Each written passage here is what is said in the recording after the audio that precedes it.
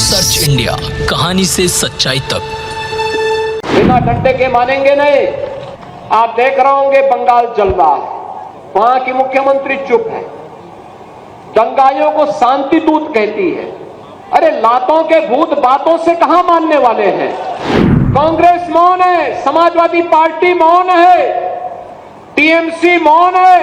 अगर उन्हें बांग्लादेश अच्छा लगता है तो उनको बांग्लादेश ही जाना चाहिए। क्यों भारत की एक धरती पर बोझा बने हुए हो। बिना डंडे के मानेंगे नहीं। आप देख रहे होंगे बंगाल जल रहा है, वहां की मुख्यमंत्री चुप है, दंगाइयों को शांति दूत कहती है।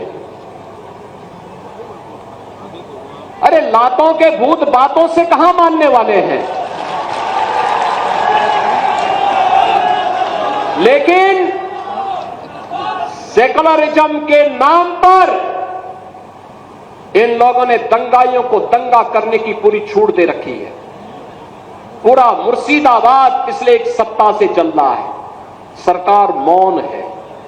बहनों और भाइयों, इस प्रकार की अराजकता पे लगाम लगनी चाहिए और मैं धन्यवाद दूंगा इस बात के लिए वहां की माननीय न्यायालय को, जिन्होंने वहां पर केंद्रीय बलों की तैनाती करके वहां के अल्पसंख्यक हिंदुओं की सुरक्षा की व्यवस्था करने के लिए कदम उठाया है और आज केंद्रीय बल वहां पर तैनात है। आपने वहां की पीड़ा सुनी होगी।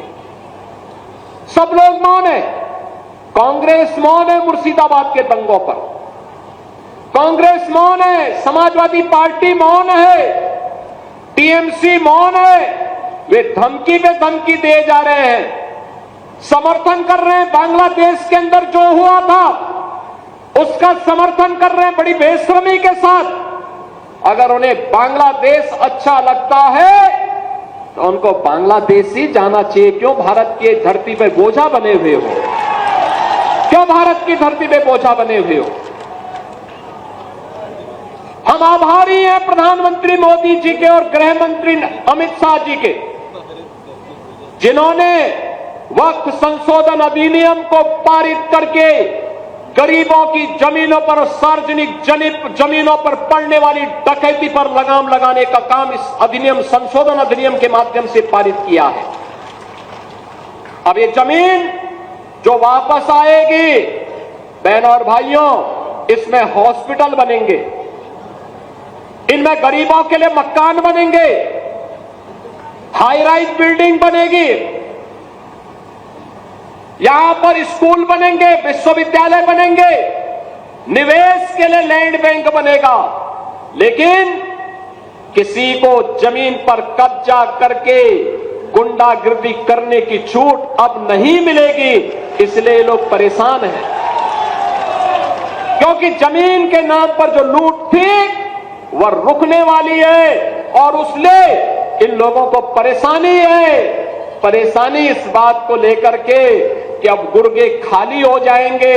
तो पहले जो जनता को लूटते थे, इनको अब भय है कि इनके द्वारा पाले गए गुर्गे कहीं भस्मासुर हुए तो कहीं अब इन्हीं को न लूटने लग जाएं।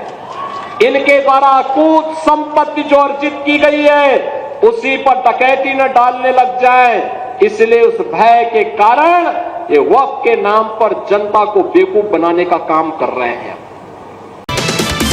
सर्च इंडिया, कहानी से सच्चाई तक।